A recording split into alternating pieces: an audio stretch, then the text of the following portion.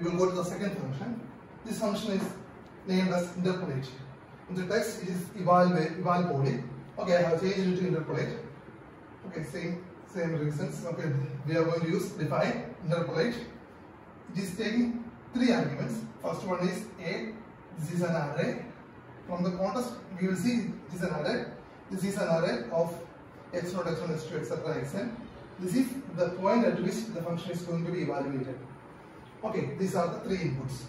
So this function will evaluate the polynomial at x with given coefficient a and x data. Okay, so first we will evaluate. We will take the length of x data. So this is we know it is clearly length of x data is n plus 1. N plus 1 minus 1 is n. So I am giving the same name n. Okay, n is same as n. We are having n plus 1 distinct data points. Then n is the same as n in our context. P is equal to a of n. Here I am going to find the polynomial p. I am initializing this variable p with the value a of n. We know a of n is, in that context I was having x0, x1, etc., x2, etc., x9. So our n was 9. We are having 10 data points. Here n is equal to 9. N equal to 9. P is equal to a of 9. A of 9 is nothing but del raised to 9 by 9. This value is, we can simply call it A9. Okay, A9 is there in P at first. P is initialized with A9. You can say like that. Okay, that's the usual language. P is initialized with the coefficient A9. Now we are going to define the polynomial, Newton's polynomial. The polynomial I am reminding you. Polynomial is A0 x minus x0 A1 plus etc. plus x minus x0 x minus x1 etc. A. So here it is going to be 9. Okay, no problem. So we are going to evaluate this polynomial in this variable. This entire value will come inside P. So we are going to do it recursively. So we are going to do this step n times. 1, 2, 3, etc. n plus. It will not go to n plus 1. It will stop at n. So it will be this. Following this line will be executed n times. When k equal to 1, k equal to 2, k equal to 3, and k equal to n. Okay. So n times this line will be executed. Then we will go to the next line.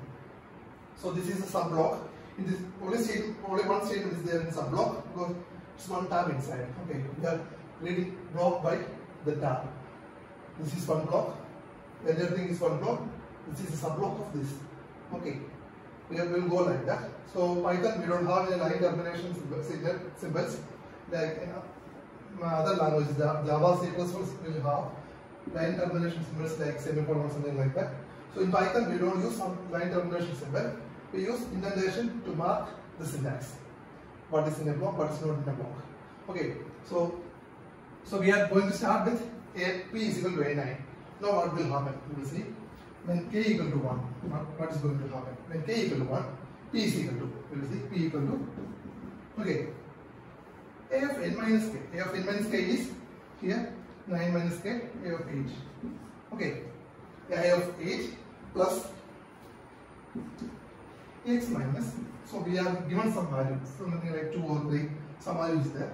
So I am not writing that value now. X minus, okay, x data of n minus k. X data of n minus k is x n minus k.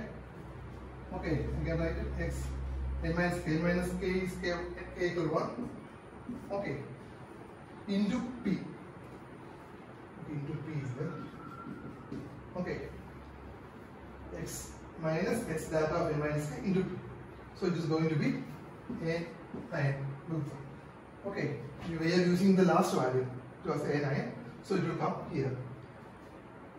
So it is nothing but a8 plus x minus x8 a9. Okay. Now what we will do? We will go to k equal to 2. When k equal to 2, we will again do the same thing. P is equal to a of n minus 2, which is 7, a of 7, x data of n minus k, x data of n minus 2, x data of, okay, here, x7. What is the value of p? Now the value of p is not this one, this one. This is the value of p at this context, because k1 is executed, p is this value, p is updated with new value. Now we will have to write this value of p. So this is a8 plus x minus x8 n9.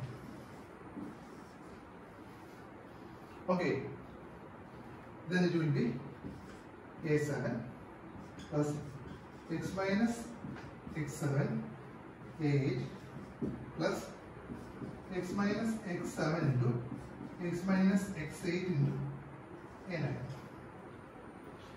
So after, when k equal to n, we will go to k3, k4, k5, etc. When k reaches n, p is going to be same as what is called. Okay, for this we need the value a0, a1. Who will provide these values? These values will be provided by this function. First we will run this function to find the values of a0, a1, a2, etc. Then we will use that value inside this function to find the polynomial. So using these two functions we will evaluate the polynomial interpolant at the point x. Value of polynomial interpolant at x. You will find these functions defined in your test. Now I will show you how we can use these functions in a Python shell. Okay, we will start with from NumPy import array.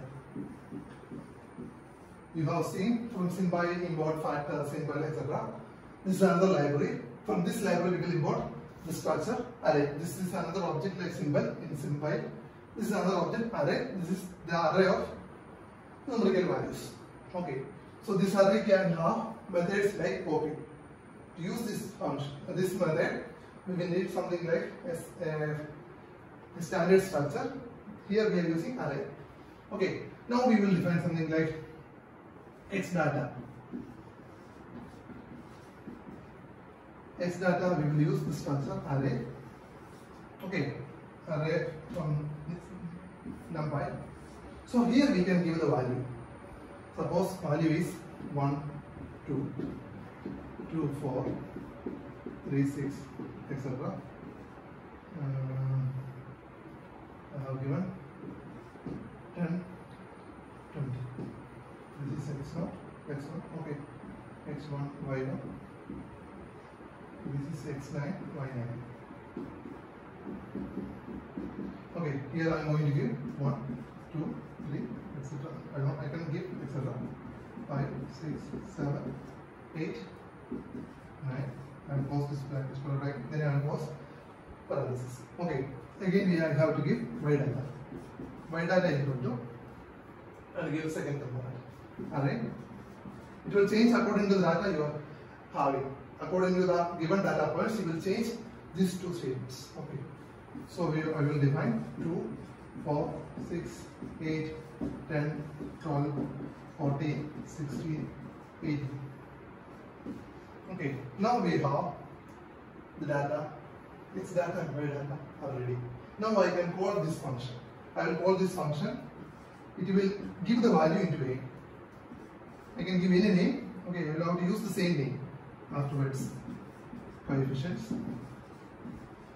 I will find the coefficients from using x data and y data. We have defined above.